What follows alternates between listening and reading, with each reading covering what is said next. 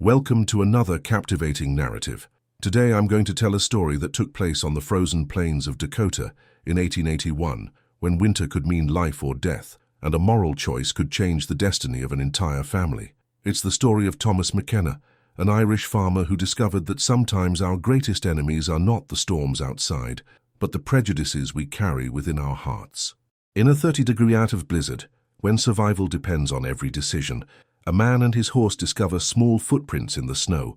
What would you do if you found an entire family about to die from cold, but saving them would mean losing everything you've built in life? Tell me in the comments, what city are you watching from? I want to know how the whole world connects through these stories. And don't forget to leave a like if you enjoy the narrative, and subscribe to the channel for more exciting stories like this one. Year 1881, Dakota Territory, near the Black Hills. The blizzard and the choice. The wind howled like hungry wolves across the infinite plains, carrying with it snowflakes that cut the face like small blades of ice. It was January 15, 1881, and the Dakota Territory found itself under the dominion of what the old-timers of the region called the Great White, a blizzard that transformed the known world into a frozen and merciless desert. Thomas McKenna adjusted the wool scarf over his nose and mouth, his blue-gray eyes scanning the white horizon that stretched endlessly. 20 years on those lands had taught the 45-year-old Irishman to read nature's signs like one reads the pages of a sacred book, but that day, even his experience seemed small before winter's fury. Buck, his faithful 12-year-old Clydesdale, stepped carefully in the snow that already reached his hocks, his nostrils expelling clouds of vapor that dissipated instantly in the cutting air. The horse had been his companion since the early years at Lone Stone Ranch, and Tom trusted the beast's instincts as much as his own. "Easy, old friend," Tom murmured, his words muffled by the fabric protecting his face. Not far to home now. The 3,000 acres of his property stretched across the region like a rolling carpet of pastures and small groves, cut by the stream that in summer sang softly between the stones and now slept under a layer of ice. Tom knew every fence, every solitary tree, every depression in the terrain where the cattle usually took shelter from the strong wind. But that evening, with the temperature plummeting beyond 30-degree froze, even the familiar landmarks seemed like ghosts in a transformed world. The snow fell in dense curtains, reducing visibility to a few yards, and Tom felt in his bones the weight of the years spent on those harsh lands.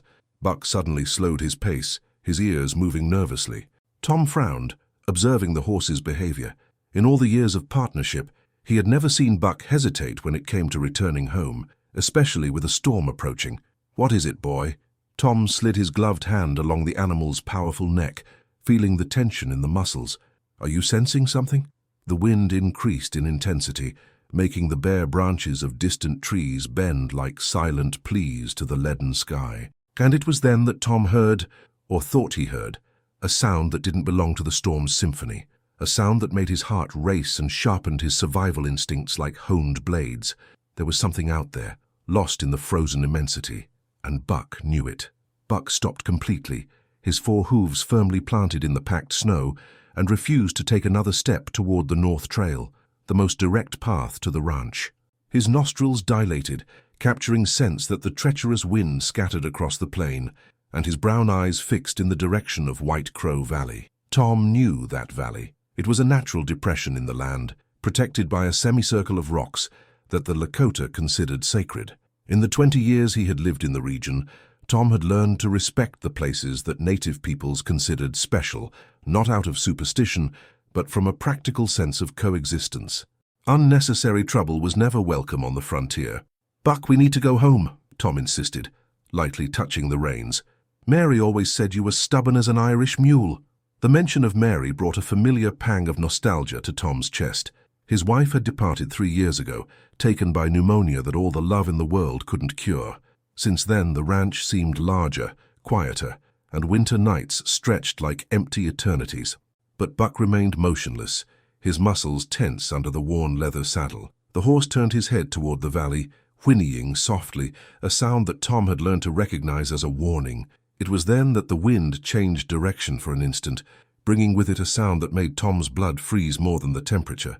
It was faint, almost imperceptible, but unmistakable, the wail of a human voice, laden with desperation and exhaustion. Tom closed his eyes, weighing his options. The storm was intensifying, and each lost minute meant greater risk for his own survival. The ranch lay only 2 miles away, where a warm fireplace and abundant provisions awaited him. It was the sensible thing to do, but there was something in Buck's persistence, in the way the horse maintained his focus on the valley, that awakened a distant memory. Tom remembered a night years ago when Buck had alerted him to an injured bull trapped in a fence. If not for the animal's insistence, Tom would have lost one of his best breeding bulls. "You've never let me down, old boy," Tom murmured, finally yielding and directing Buck toward White Crow Valley. "But if we die frozen down there, I'm going to haunt you for the rest of eternity." The horse moved with renewed purpose, his hooves finding firm support even in the treacherous snow. As they descended toward the valley, the sound of the wind diminished slightly, muffled by the rock formations, and Tom could hear more clearly what had caught Buck's attention. It wasn't just a wail. There were several voices, weak and desperate, coming from somewhere among the sacred stones of White Crow Valley. And Tom McKenna, son of a distant land but molded by 2 decades of life on the American frontier, knew he was about to make a decision that would change everything. The footprints appeared first as small irregular depressions in the snow, almost imperceptible in the dying light of evening. Tom dismounted from Buck, his knees protesting against the cold that had penetrated through layers of wool clothing, and crouched to examine the marks more closely. They were footprints too small to be from an adult, and the pattern was different from the leather boots that settlers wore. Moccasins, Tom recognized, probably from children considering the tiny size of the impressions. His heart tightened, imagining small feet, barefoot or poorly protected, walking through the deadly snow. Buck whinnied softly behind him, as if understanding the gravity of the situation. Tom followed the footprints, which formed an erratic trail among the valley's rocks, sometimes disappearing where the wind had erased the marks, other times reappearing with painful clarity. It was when he rounded a crescent-shaped rock formation that Tom finally saw them. Ayana was leaning against one of the sacred stones, her arms wrapped around 2 small figures that trembled violently. Her long black hair was covered with snow, and her traditional Lakota clothing, a deerskin tunic decorated with beads, offered little protection against the deadly cold. Her eyes, when they rose to meet Tom's, reflected a mixture of fear, exhaustion, and a fierce dignity that not even the proximity of death could break. The children, Dakota, 8 years old, and Winona, 5, were huddled against their mother's chest, like little birds in a storm. The older boy tried bravely to keep his eyes open, but his small body trembled uncontrollably. The girl had lost consciousness, her breathing forming small clouds of vapor that grew increasingly weak. For a moment that seemed eternal.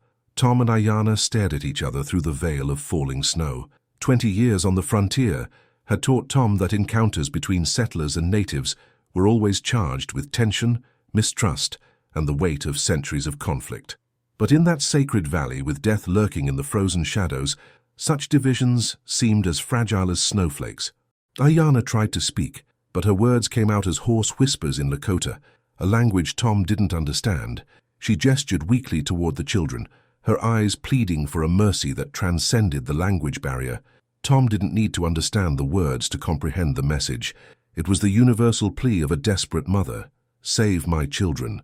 Buck approached carefully, his nostrils gently touching Ayana's shoulder. The horse, who had lived his entire life alongside Tom, seemed to instinctively understand that these human beings needed help. Ayana raised a trembling hand and touched the animal's muzzle, a gesture of gratitude that needed no words. Tom removed his heavy wool coat and spread it over the 3 figures, immediately feeling the cold cut through his remaining layers of clothing. Dakota opened his eyes dark as a winter night, and looked at Tom with an expression of surprise and confusion. "It's all right," Tom said softly, knowing the boy probably didn't understand English, but hoping the tone of his voice would convey his intentions. "We're going to get out of here." And it was at that moment, lifting Dakota in his arms and feeling the fragile weight of the child against his chest, that Thomas McKenna made the decision that would define not only the rest of that frozen night, but the rest of his life. The journey back to the ranch seemed 3 times longer, with Dakota in his arms and Ayana walking beside Buck, carrying Winona wrapped in Tom's coat.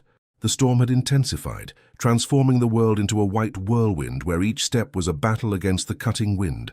Tom felt the weight of memories pressing on his mind as he struggled through the snow. Memories of the Battle of Little Bighorn, 5 years ago, when he had served briefly as a scout for the army before returning to civilian life. Memories of the faces of dead soldiers, of reports of atrocities on both sides, of the hatred that had taken root as deeply in the earth as the very roots of the prairie grass.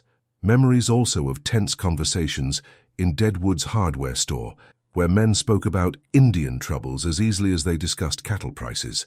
Tom had always remained silent in those conversations, not because he agreed, but because he knew his minority opinions weren't welcome. And now, carrying a Lakota child in his arms, Tom understood he had crossed an invisible but very real line, a line that separated neutrality from action, indifference from compassion. Buck seemed to sense the urgency of the situation, moving with determination through the deep snow. Ayanna kept pace admirably, her endurance proof of the strength that the hardships of frontier life forged in all those who survived it, regardless of their origin. When they finally spotted the faint lights of Lone Stone Ranch, 2 yellowish windows that shone like beacons in the storm's darkness, Tom felt profound relief flood his chest. The structure of wood and stone that he and Mary had built with their own hands looked like a castle in the storm. Tom pushed the heavy door open with his shoulder, being greeted by the blessed warmth of the fireplace he had left burning before departing. The contrast between the cutting cold outside and the heated atmosphere of the house was so intense that for a moment he felt dizzy. Ayanna hesitated at the entrance, her eyes scanning the interior of the house, the simple but solid furniture, the cotton curtains that Mary had sewn, her photograph on the shelf above the fireplace. It was clear she had never been inside a settler's house before, and the strangeness of the environment mixed with desperate gratitude. Tom gently deposited Dakota on the sofa near the fireplace, noting with concern that the boy's lips had a bluish tone indicating hypothermia. Ayanna placed Winona beside her brother, her trembling hands checking the girl's irregular breathing. For a moment the four remained in silence, only the crackling of wood in the fireplace and the howling of wind outside breaking the quiet. Tom looked at Mary's photograph on the shelf and could almost hear her voice. "Tom McKenna, you've always had a heart bigger than your head. That's why I fell in love with you." And for the first time since Mary's death, Tom felt he had done something she would approve of completely. Dakota's pneumonia manifested during the first night, his breathing becoming labored and choppy. Tom had seen enough respiratory diseases, the one that took Mary was still vivid in his memory, to recognize the dangerous signs. The boy was burning with fever, his small body fighting against the cold that had penetrated so deeply. Ayanna didn't sleep. Sitting beside her children on the sofa, she sang softly in Lakota, songs that Tom didn't understand, but that carried an ancestral melody, as old as the very hills surrounding the ranch. Her hands moved over Dakota's chest in ritual gestures, a combination of faith and traditional knowledge that Tom respected, even without understanding. Tom prepared beef bone soup in Mary's iron pot, the rich and comforting aroma filling the house. He added some medicinal whiskey to the mixture, remembering how Mary used to treat colds with the same recipe. When he offered the steaming bowl to Ayanna, she observed him for a long moment before accepting, her eyes conveying gratitude that transcended words. She fed Dakota spoonful by spoonful, whispering words of encouragement in her native tongue. The boy swallowed with difficulty, but Tom noticed that color was gradually returning to his face. Winona had awakened earlier, and now watched everything with the large, curious eyes of a child, still clinging to Tom's coat as if it were a security blanket. It was during the second night that the tension between Tom and Ayanna began to diminish. Tom had placed his own wedding photograph on the table, where Ayanna could see it clearly.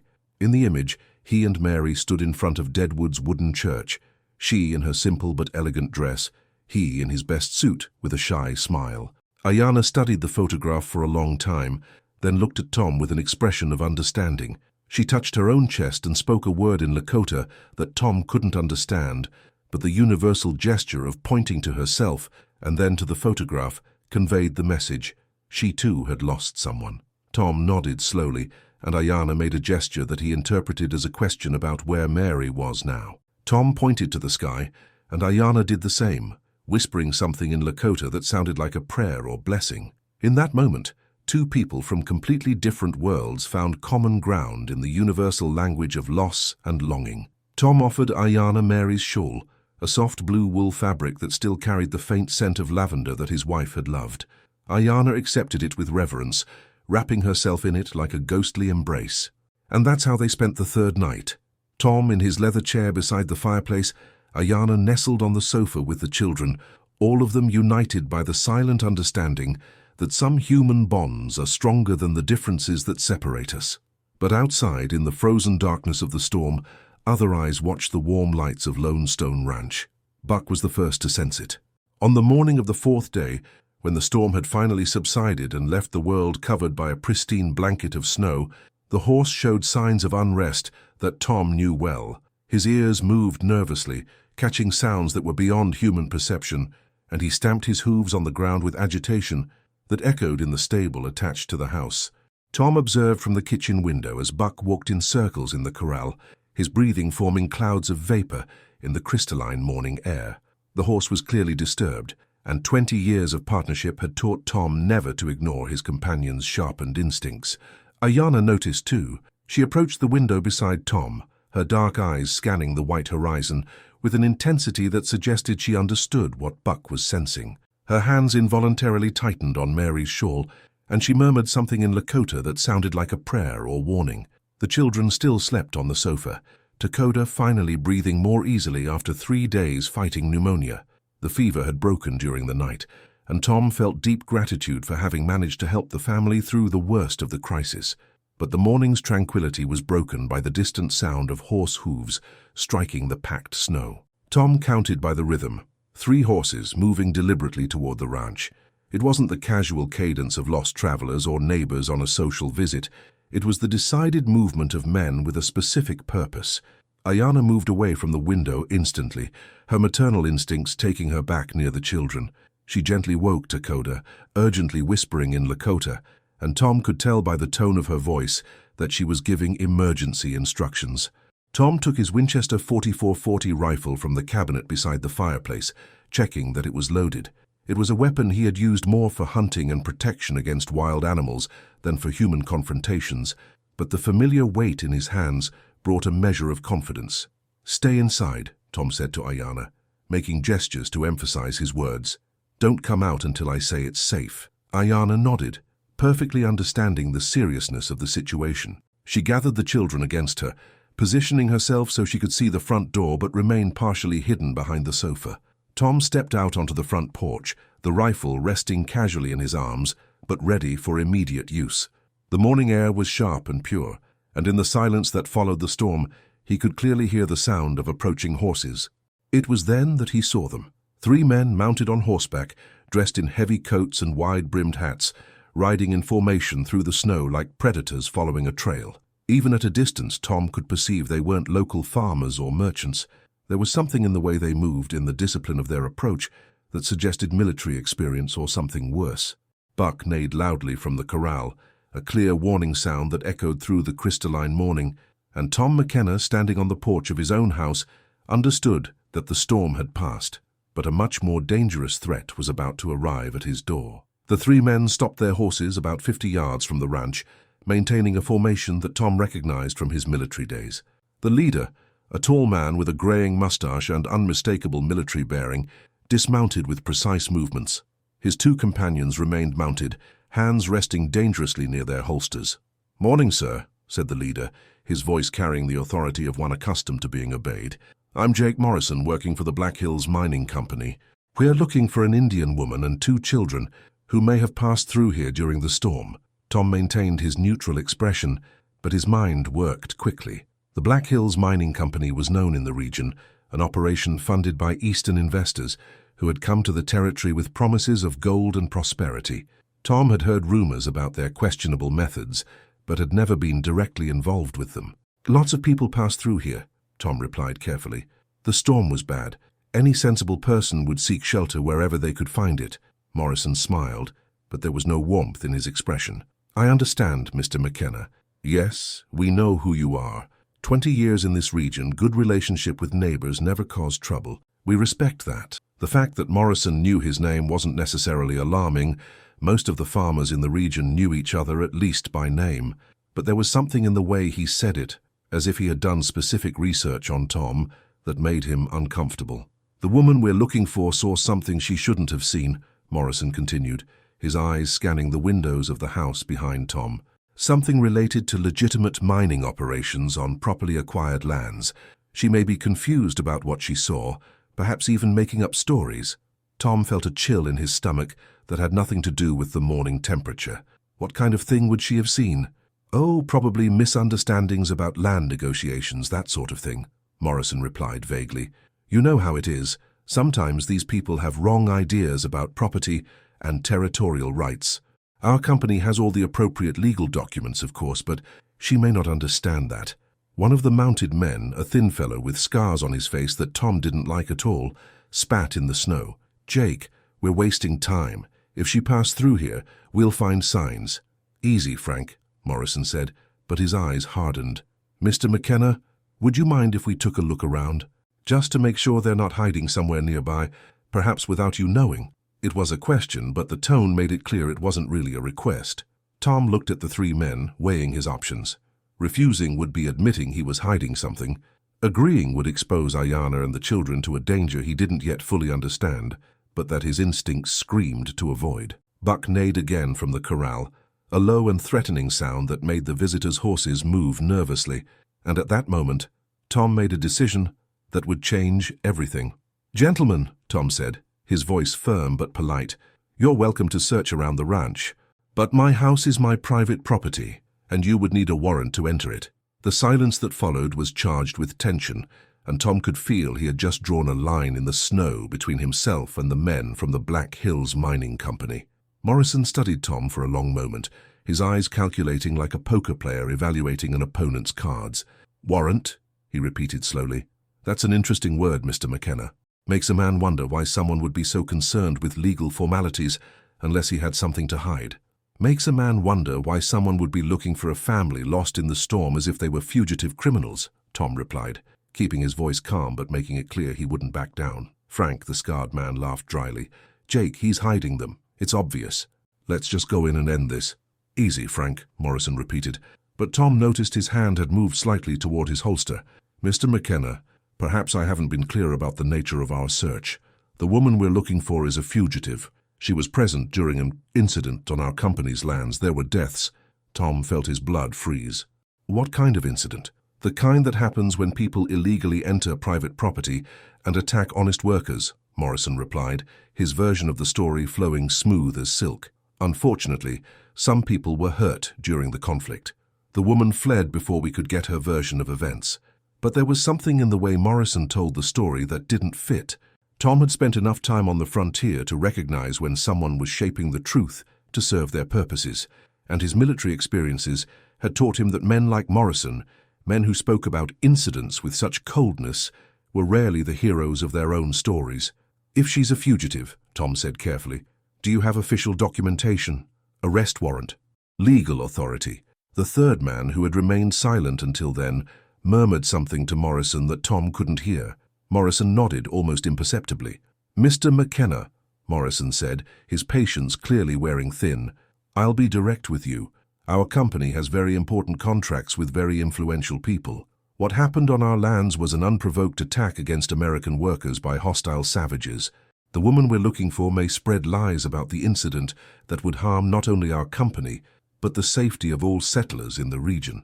Tom understood then that the story Morrison was telling was probably exactly the opposite of the truth. And he also understood that Ayanna hadn't fled from a crime she had committed. She had fled from a crime she had witnessed. Even so, Tom said firmly, without official documentation, you have no authority here. This is my property, and I exercise my right to protect it. Morrison smiled, but it was the kind of smile that Tom had seen on the faces of corrupt officers during the war, cold, calculating, and completely without humor. Very well, Mr. McKenna. We respect your property rights. But let me ask you a question. Are you sure you want to get involved in this situation? A solitary farmer, without close family, dependent on his community's goodwill for trade and support? It would be a shame if there were misunderstandings about where your loyalties lie. It was a veiled threat, but clear as crystal, and Tom McKenna, standing on the porch of his own house, understood he had reached a defining moment in his life. A moment when it would become clear what kind of man he really was. The confrontation might have ended in words if Buck hadn't decided to participate in the conversation. The old Clydesdale had been watching the situation from the corral, his ears alert and muscles tense, and when Frank made a movement toward the house, Buck acted with the surprising speed that only working horses develop. He jumped the low corral fence in one fluid movement, his powerful hooves striking the packed snow, and positioned himself directly between the visitors and the porch where Tom stood. 1,400 pounds of muscle and determination, making a statement that needed no translation. "Jesus Christ," the third man murmured, trying to control his horse that had been startled by the sudden appearance of the Clydesdale. "Where the hell did that monster come from?" Buck planted himself firmly on the ground, his nostrils dilated, and a low, threatening sound coming from his chest, a sound that Tom had never heard before in all their years of partnership. Morrison pulled on his horse's reins, maintaining a respectful distance from the agitated Clydesdale. "Control your animals, gentlemen," he said to Tom, but his voice had lost some of its previous confidence. "Buck is protecting his home," Tom replied calmly. "He has good instincts for people who represent threats." It was then that Frank made the mistake that would change everything. Perhaps it was frustration. Perhaps it was simply his nature, but he drew his pistol, a Colt .45 that gleamed deadly in the morning light. "Let's settle this now," Frank said, aiming toward Buck. "One shot, and we end this circus." Buck didn't wait to see if Frank would make good on his threat. 20 years protecting the ranch had taught the horse to recognize real danger, and he moved with the speed of a predator. His powerful head crashed against Frank's chest, knocking the man from his horse and sending him flying 3 yards back into the snow. The pistol flew from his hand, disappearing into a pile of snow. Frank screamed in pain, clutching what Tom suspected were at least 2 broken ribs. Morrison and the third man drew their weapons almost simultaneously, but Tom had already raised his Winchester, the barrel pointed directly at Morrison's chest. "Gentlemen," Tom said, his voice calm but loaded with deadly determination, "I served in the 10th Union Cavalry Regiment during the war. I learned to shoot before I learned to read. Do you really want to find out if I still remember how to use this weapon?" Morrison looked from Tom to Buck, who remained between them like a furious guardian, then to Frank, who was moaning in the snow. Tom could see calculations passing through the man's eyes. 3 against 1, but one of them injured, and the one was well positioned with a rifle in hand and a war horse at his side. "This isn't over, McKenna," Morrison said finally, lowering his weapon but not holstering it. "You're getting involved in something much bigger than you understand. There are consequences for the choices we make." "Yes," Tom agreed, "there are consequences. And I choose to live with the consequences of doing the right thing." Morrison helped Frank to his feet, the man clearly in considerable pain. They retreated slowly, mounting their horses and riding away from the ranch, but not before Morrison shouted a final warning. 3 days, McKenna. You have 3 days to reconsider your position before this becomes official." And with that, they disappeared into the white landscape, leaving Tom and Buck alone in the ranch yard, the echo of their words hanging in the cold morning air like a sinister promise. During the days that followed the confrontation, Tom helped Ayanna and the children prepare for the journey to the Pine Ridge Reservation. It would be a 3-day trip through difficult terrain, but with Dakota finally recovered from pneumonia and the storm having passed, it was the safest option for the family. Ayanna had become more communicative as her confidence in Tom grew. Through a mixture of gestures, some English words she knew and simple drawings on paper, she managed to tell Tom what had really happened on the Black Hills Mining Company lands. The truth was worse than Tom had imagined. Ayanna, her husband Tatanka, and the children were visiting a sacred Lakota site, an ancient cemetery where their families had buried their ancestors for generations. It was a place protected by treaties, land that was supposedly to remain untouched. But the Black Hills Company had discovered a rich vein of gold directly beneath the sacred cemetery. Instead of negotiating or respecting existing treaties, they simply began mining, desecrating ancestral graves and destroying sacred markers. When Ayanna's family arrived for their traditional prayers, they found machines devastating the sacred site and company men looting ceremonial artifacts from the opened tombs. Tatanka had protested, demanding they stop the desecration. The response had been violent and final. Morrison and his men claimed self-defense when they shot Tatanka, but Ayanna had seen everything. She had seen her unarmed husband being executed in cold blood by men who wanted to eliminate any witness to their illegal activities. She had fled with the children, running through the snow for hours before collapsing in White Crow Valley, where Buck had found her. As Tom prepared provisions for Ayanna's journey, dried meat, biscuits, a flask of hot water, and one of Mary's coats, he felt a cold rage growing in his chest. It wasn't just about racial injustice or frontier violence. It was about powerful men who trampled everything sacred in their quest for gold.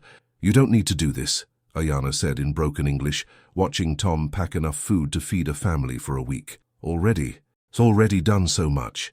Tom stopped and looked at her, really looked. In a few days he had seen this woman go from the despair of imminent death to the fierce dignity of survival, and now to humble but proud gratitude. She was stronger than many men he knew, and deserved better than the world had given her.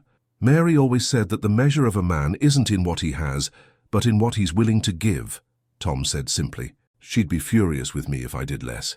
Ayana nodded, understanding perfectly even though some of the words were strange to her. She touched Mary's photograph on the shelf and murmured something in Lakota that Tom interpreted as a blessing or thanks. They departed the next morning, Tom riding Buck and leading a pack horse with supplies, Ayana and the children riding Mary's gentle mare. The journey was quiet, but full of silent tension. Everyone knew that Morrison and his men could appear at any moment. But they reached the reservation without incident, and Tom delivered the family to the care of Indian agent James McLaughlin, a man Tom respected for treating the Lakota residents with basic dignity. The return trip to the ranch was lonely. Tom hadn't realized how the presence of Ayana and the children had filled the void that Mary had left, and returning to an empty house was harder than he had anticipated. But the consequences Morrison had promised began almost immediately. First was the bank in Deadwood cancelling the loan Tom had used to buy additional cattle. Then came the local merchants, who suddenly didn't have time for his business. Soon it became clear that word had spread. Tom McKenna had chosen the side of the Indians against respectable white men, and Tom understood that his decision in that blizzard had changed not just one night, but his entire life. March came to the Dakota Territory, like a sigh of relief after the brutal winter. The snow began to recede, revealing new grass beneath, and the streams sang again as the ice melted. But for Tom McKenna, the change of season brought challenges no winter had prepared him for. The economic boycott intensified with spring's arrival. The First National Bank of Deadwood not only cancelled his loans, they demanded immediate payment of debts that previously had flexible terms. The hardware store refused to sell him seeds for spring planting. Even the barber in town found excuses not to serve him when he appeared. Tom had to travel 50 miles to the next town to get the basic supplies he needed, paying higher prices to merchants who didn't know his problematic reputation. Buck, now showing more visible signs of his advanced age, made these long trips with the stoic determination that had characterized his entire life, but Tom could see that the years were weighing on his companion. It was during one of these trips that Tom encountered Sheriff Samuel Porter on the road. Porter was an honest man who had served as county sheriff for 15 years, and Tom had always respected him for his dedication to real law, not political convenience. "Tom," Porter greeted him, but there was concern in his eyes. "We need to talk." They stopped under the shade of a solitary oak, and Porter went straight to the point. "Morrison and the Black Hills Company are pushing for a warrant against you. They claim you're harboring fugitives and interfering with official investigations." "Official investigations?" Tom laughed bitterly. "Since when is hunting down witnesses to their own crimes an official investigation?" "I know, Tom, and you know that I know, but they have political influence that goes far beyond this county. They have investors in Washington, contracts with the Army, connections that can make life very difficult for anyone who opposes them." Porter studied Tom carefully. "There are rumors that you helped a Lakota family reach the Pine Ridge Reservation. Rumors that you know things about their operations that they'd prefer to keep secret." Tom didn't respond, but his expression said everything Porter needed to know. "Be careful, Tom," Porter continued. "They won't stop. Men like Morrison don't stop when there's real money involved, and there's a lot of money involved in those Black Hills." After Porter left, Tom stood alone with Buck under the oak, contemplating his future. He could sell the ranch, take what he could get for it, and start a new life elsewhere. He could try to make peace with Morrison and the Black Hills Company, perhaps claiming he had been deceived or misinformed. But when he looked at Buck, who was grazing peacefully in the new grass, Tom remembered the morning when the horse had refused to take the North Trail. Buck had sensed there were people in danger, and had insisted on helping, even if it meant facing the storm. "You didn't let me take the easy path that day," Tom said to the horse, "and I'm not going to take the easy path now." Tom decided that if he was going to lose the ranch, he would lose it fighting for something he believed in. And if that meant becoming an outcast in his own community, so be it. There were things more important than social acceptance or economic success. There was the ability to sleep peacefully, knowing you had done the right thing when it mattered. The letter arrived on an April morning, brought by the mail that now made only irregular deliveries to the isolated ranch.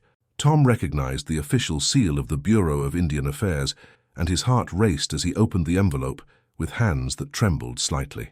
Dear Mr. McKenna, Agent James McLaughlin informed me about your assistance to Ayana's family during the recent winter storm.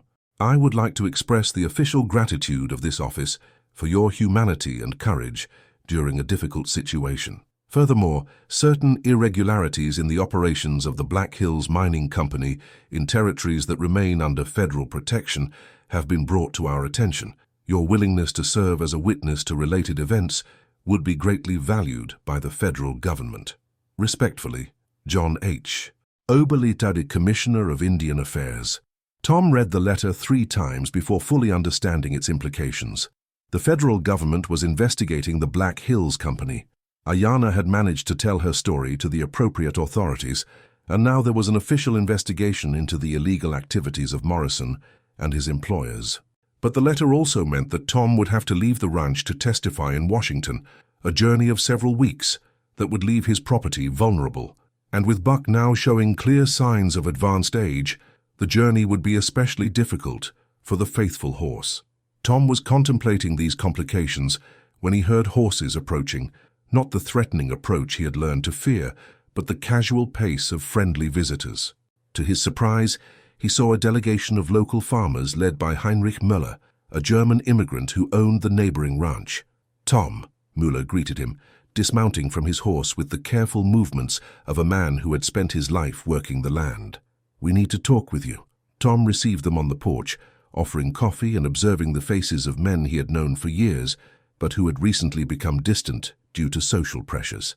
Tom, Müller began, removing his hat and nervously turning it in his hands. We learned about the federal investigation, and we learned about what really happened on those sacred lands.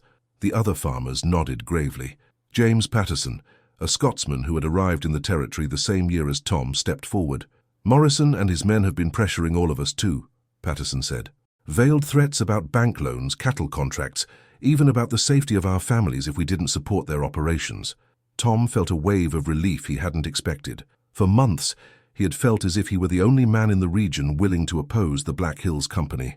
But you were the one who took the first stand, Müller continued. You were the one who said no when all of us were afraid to speak. And now, with the federal investigation, well, it's safer for all of us to tell the truth. Patterson nodded vigorously. We've been thinking, Tom, if you go to Washington to testify, someone needs to take care of your ranch, and someone needs to ensure that Morrison and his thugs don't cause trouble while you're away. What are you proposing? Tom asked.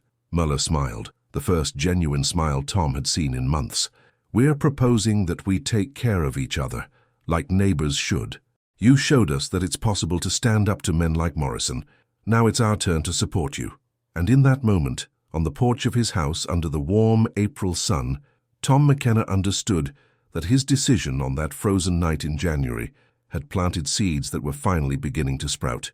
The journey to Washington took 3 weeks, and Buck, despite his age, faced the trip with the stoic dignity that Tom had learned to love in the horse. They traveled by train for most of the journey, with Buck traveling in a specially equipped cargo car, but the final miles had to be covered on horseback through the bustling streets of the capital. Tom had never seen anything like Washington. Marble buildings that rose like cathedrals, paved streets filled with elegant carriages, and more people on a single street than in all of Dakota Territory. Buck seemed as impressed as Tom, his ears moving constantly as he absorbed the sounds and smells of the great city. The Bureau of Indian Affairs was an imposing grey stone building, and Tom felt small and displaced as he climbed the marble steps. His farmer's clothes, however clean they were, seemed inadequate among the elegant suits of government officials. But when he was led to the room where Commissioner Oberle awaited him, Tom found not only government officials, but also Ayana. She sat in a chair near the window, wearing a simple but dignified dress that someone had provided for her. Dakota and Winona were beside her, the children visibly healthier and more alert than when Tom had last seen them. When Ayana saw Tom enter, her eyes filled with tears, and she rose to greet him with a respectful bow. Mr. McKenna, said Commissioner Oberly, a middle-aged man with kind but determined eyes. "Mrs. Ayana told us about your courage during the storm, but more importantly, she told us about what she witnessed in the Black Hills." During the hours that followed, Tom heard the complete story of how the federal investigation had unfolded. Ayana had been taken first to the Pine Ridge Reservation, then to Washington as a protected witness. Other natives had come forward with similar stories about desecration of sacred sites and violence by the Black Hills Company. But the most shocking revelation came when the commissioner brought documents that had been discovered during an official search of the company's offices. "Mr. McKenna," Oberly said, spreading papers on the table, "the Black Hills Mining Company never had legal rights to mine in the lands where they killed Mrs. Ayana's husband. They forged property documents, bribed local officials, and when that wasn't enough, they resorted to violence to eliminate witnesses." Tom studied the documents, falsified contracts, incriminating correspondence between Morrison and his superiors, even explicit instructions to solve the Indian problem permanently. "There's more," Oberly continued. "The investigations revealed that the Black Hills operation was just one of many. The company had been systematically invading protected lands throughout the territory, using violence and intimidation to silence any opposition." Tom felt a mixture of satisfaction and horror. Satisfaction knowing that his decision to help Ayana had led to the exposure of a massive criminal operation. Horror understanding the scale of corruption and violence that had been happening right under everyone's noses. "What will happen now?" Tom asked. "Morrison and several of his associates have been arrested," Oberly replied. "The Black Hills Company has lost all its licenses and contracts, and the federal government is establishing new protocols to ensure this kind of thing doesn't happen again." Ayana approached the table, speaking carefully in English she had been practicing. "Mr. Tom," she said, "without you, my children die in snow. Tatanka die for nothing. Now there is justice."